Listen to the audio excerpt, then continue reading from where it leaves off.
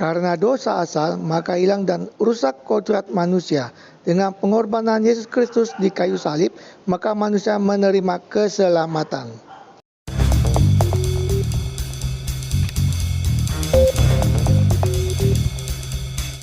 Hai, Tuhan bersamamu. Selamat jumpa kembali dengan Cuap-Cuap Kawam Katolik Awam. Apa kabar Bapak dan Ibu, kakak adik, saudara-saudara, teman-teman dan rekan-rekan semua? Semoga baik adanya, sehat dan bahagia. Mari bersama dengan Cuap-Cuap Kawam Katolik Awam kita membaca bacaan hari ini. Sebelumnya ingatlah untuk memberikan like, komentar, dan share kepada yang lain sehingga mereka dapat membaca dan mendengarkan bacaan hari ini serta mendapatkan juga berkat belas kasih dari Tuhan. Mari kita hening sejenak sebelum kita membaca. Inilah Injil Yesus Kristus menurut Lukas bab 12 ayat 35 sampai 38. Hendaklah pinggangmu tetap berikat dan pelitamu tetap menyala. Dan hendaklah kamu sama seperti orang-orang yang menanti-nantikan tuannya yang pulang dari perkawinan, supaya jika ia datang dan mengetok pintu, segera dibuka pintu baginya. Berbahagialah hamba-hamba yang didapati tuannya berjaga-jaga ketika ia datang.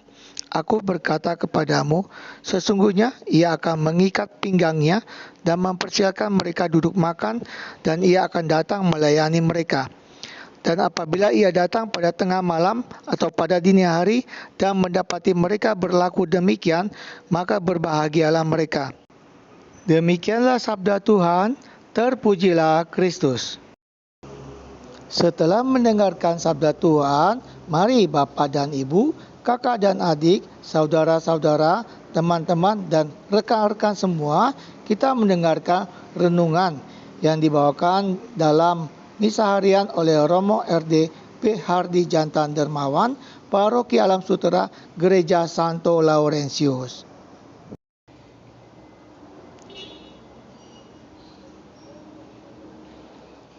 Saudari-saudara, ibu bapak, oma opa, rekan-rekan muda dan adik-adik yang terkasih, saya mau menawarkan renungan singkat, mungkin agak panjang juga, berkaitan dengan bacaan pertama yang kita dengarkan tadi.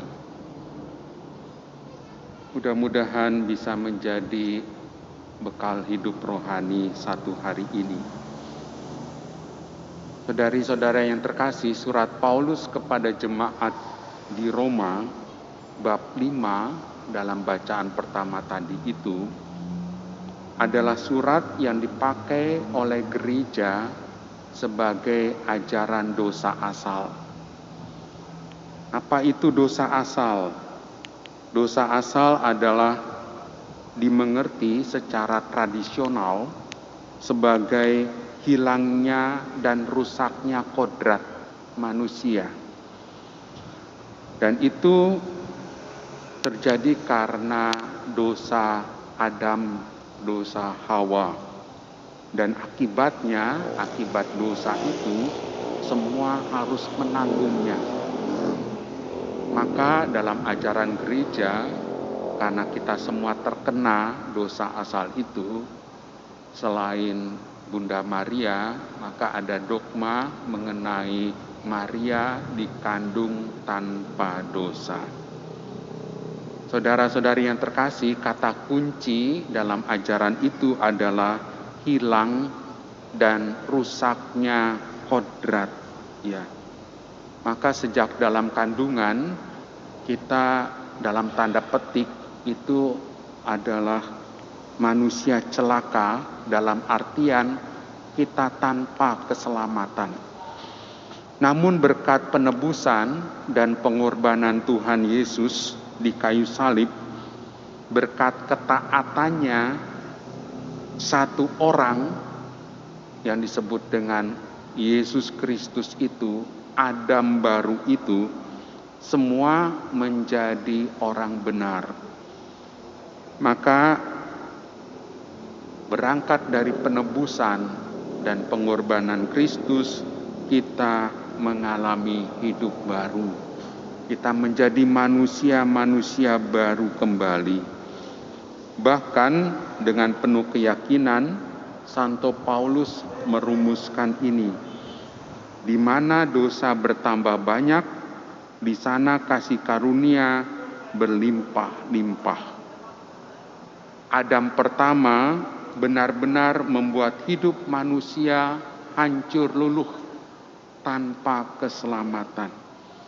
Bahkan dosa itu mengakibatkan semua orang menjadi berdosa saat kita dilahirkan.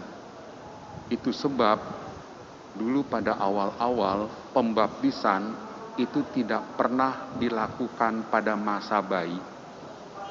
Sejak Santo Agustinus berangkat dari teks ini, itu ada sakramen baptis untuk bayi-bayi. Karena apa? Karena mau mengatakan bayi ini diselamatkan.